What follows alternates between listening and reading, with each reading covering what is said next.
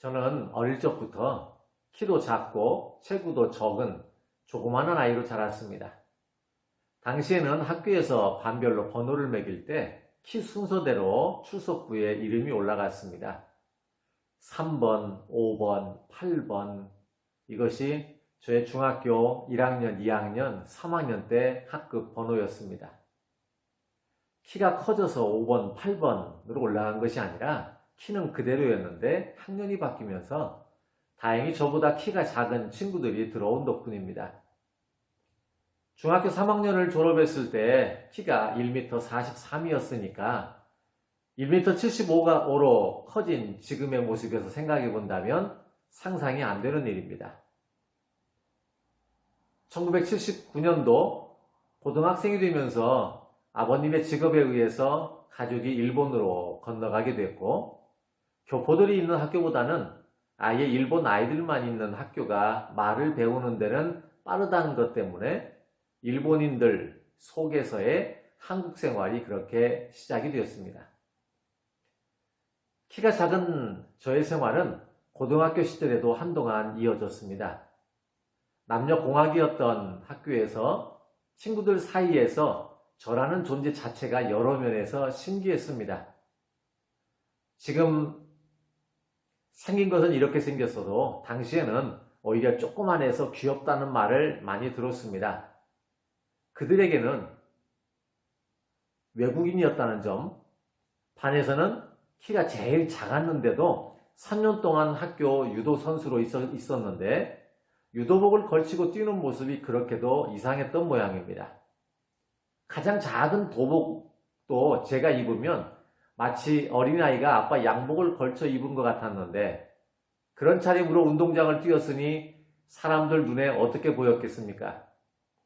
어느 날은 갑자기 사람은 없는데 도복 하나가 운동장을 뛰고 있어서 깜짝 놀랐다고 할 정도로 그랬으니 가히 짐작은 갑니다.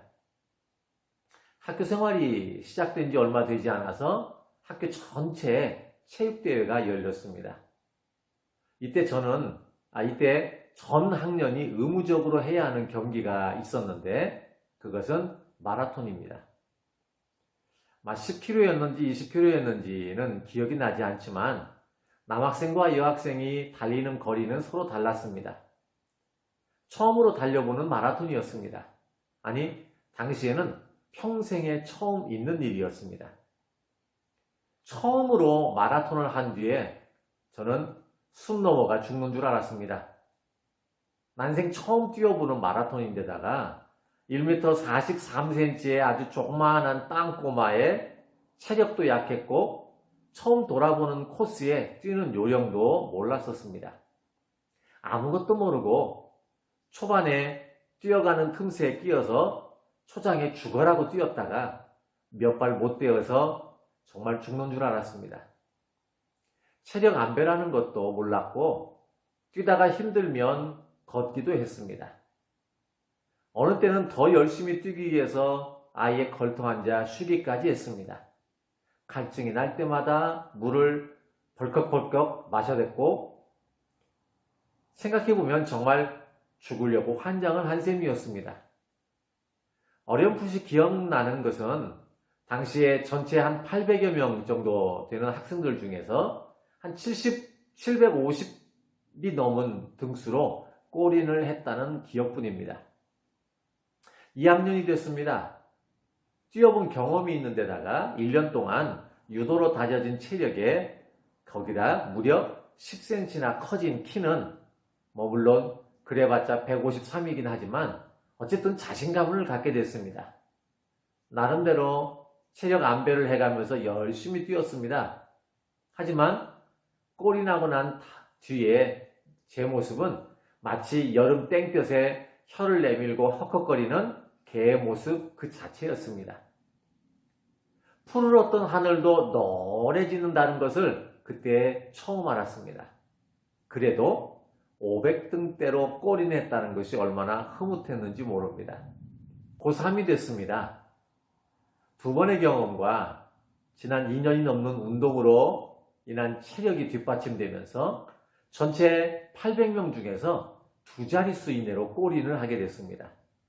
장족의 발전을 한 셈입니다. 그때는 이미 165cm의 키가 되어 있었지만 출발부터 골인까지 되새겼던 것이 있었습니다. 아무리 숨이 차고 힘들어도 절대로 중간에 쉬지 마라. 비록 걷는 것보다 늦은 속도라 할지라도 절대로 쉬지 마라. 육상부였던 친구로부터 들은 말이었습니다. 힘들다고 한번 쉬어버리면 쉰 것만큼 체력이 보강되는 것이 아니라 오히려 순식간에 체력이 다 떨어진다고 했습니다. 그렇게 떨어진 체력을 보강하기란 결코 쉽지 않습니다. 오히려 쉬지 않고 뛰어갈 때보다 훨씬 더 힘들고 어렵다고 했습니다. 지난 2번의 마라톤 경험이 이를 확인해 준 셈입니다. 아무리 힘들고 어려워도 절대로 중간에 쉬지 말자. 비록 더디더라도 쉬지 말자라고 하는 이 말은 지금도 제가 자주 생각하는 말입니다. 꼴이 날 때까지는 그래야 한다는 생각. 어떤 일이든 시작을 했다면 끝날 때까지는 멈추지 말아야 한다는 이 생각은 지금도 여전합니다. 쉬면 그만큼 더 힘들어지기 때문에 그렇습니다.